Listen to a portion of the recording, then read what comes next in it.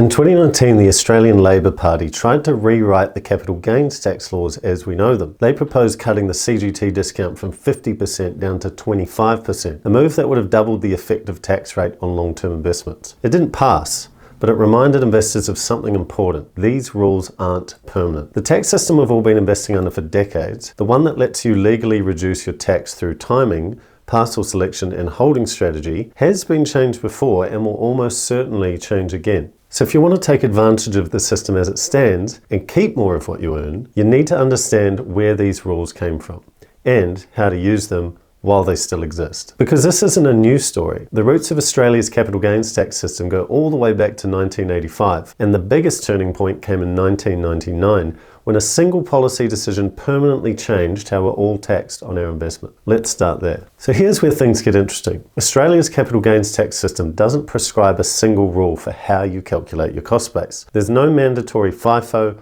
no one size fits all. Instead, the law gives you flexibility, and that's where opportunity lives. The legislation, specifically Part 3-1 of the Income Tax Assessment Act 1997, says that when you sell an asset, you need to use a reasonable basis that can be substantiated by record. That's it. That's the rule. In plain English, you can choose which parcels of an investment to sell, as long as your choice is reasonable and you can prove it with records. Think about that for a second. If you've bought the same stock, ETF or crypto multiple times at different prices, you're not locked into selling the oldest or the newest one first. You can decide which parcel to sell based on what makes the most sense for your tax outcome. So let's say you bought 100 shares of the same company, some in 2020, some in 2021, some in 2022. When you sell a portion of it in 2025, you can choose which parcel those shares come from. Maybe you pick the ones held for more than 12 months to qualify for the CGT discount. Maybe you choose the higher cost parcels to reduce your gain. Both are perfectly legal and both can make a big difference to how much tax you actually pay. Now here's the key thing to understand. The ATO doesn't lock you into one method forever. You can choose how to identify parcels for each sale event, as long as the basis you use is reasonable and backed by clear records. So one sale might be based on the lowest cost parcels, another might be based on the oldest one. As long as each decision can be substantiated, the flexibility is there, you just have to be able to explain how and why you made your choice. That's what makes Australia's CGT system so powerful for investors who actually keep good records. The flexibility is something most investors never use, not because it's complicated, but because they don't even realize it exists. And this is where smart investors quietly get ahead. They don't just buy and sell, they plan which parcels to sell, when to sell them, and how those choices will affect their after-tax performance. All right, now let's talk about the CGT discount. This is the part most investors know about, but few actually optimize for. In Australia, if you hold an investment for more than 12 months before selling, you get a 50% discount on the capital gain. So if you made a $10,000 gain, you're only taxed on $5,000 of it. Simple in theory,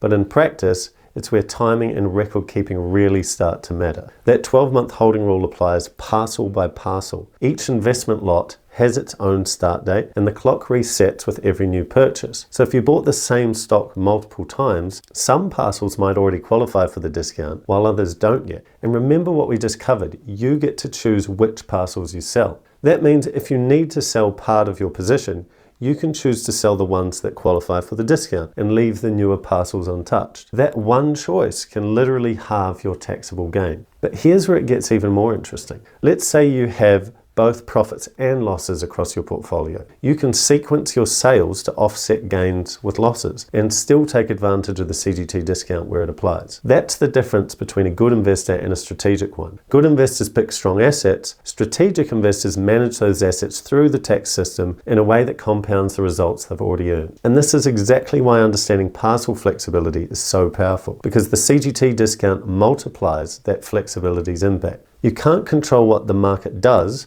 but you can control when you sell and which parcels you sell. And when you start combining those decisions intentionally, that's when you unlock the real edge in after-tax performance. So now you understand the flexibility in the law and how the CGT discount amplifies it. This is where it all comes together, because the real advantage isn't in knowing these rules, it's in actually using them together. Most investors just react when they need cash. They sell whatever's easiest, they pay whatever tax shows up in their statement. But the smart ones, they plan their exits. They think about which parcels they'll sell, when they'll sell them, and how those decisions fit across multiple tax years. For example, if you're sitting on both gains and losses, you might sell loss-making assets before June 30 to offset this year's gains and defer profitable sales until the new tax year start. Or maybe you've got a long-term position that qualifies for the 50% discount, so you choose to sell those parcels first and keep your newer, higher-cost parcels for next year. That's not luck. That's tax strategy. And when you start layering those decisions, which parcels, when to sell, how to offset, and how the 12-month rule applies to each, you're effectively running a tax-optimized investment strategy. Now, doing that by hand is absolutely brutal. Spreadsheets, records, trade histories, one small error and your calculations completely fall apart. That's exactly why we built those tools into Navexa. Inside the platform, you can see your holdings broken down by parcel, your unrealized and realized gains, and even model which parcels to sell for the lowest tax outcome. We call it the minimise CGT method. So with one setting, Navexa automatically identifies which parcels would minimize your taxable gain based on your full holding history. It's the same flexibility built into the tax law, just automated, accurate, and ready for when you need it. Because once you see your data clearly, you can start making decisions like a professional investor, not a reactive one. So here's the reality. The flexibility in Australia's capital gains tax system, the one that lets you choose parcels, manage timing, and combine strategies, isn't guaranteed to last forever. Tax laws change. They always have. The 1985 introduction of CGT, the 1999 switch to the 50% discount, each change reshaped how investors manage their portfolios, and each one caught a lot of people unprepared. Right now, the system still rewards investors who plan, who understand the rules, and use them intentionally. But if that flexibility ever disappears, the advantage disappears with it. That's why it's worth learning this now, because the edge isn't just in picking the right assets, it's in knowing how to keep more of what those assets earn you. You can't control government policy, you can't control the market, but you can control how you manage your cost bases, your parcels, and your records. That's how professional investors think, and it's how you turn an ordinary portfolio into a tax-advantaged one. So before you make your next investment decision, don't just ask, what should I buy? Ask, how will I sell it?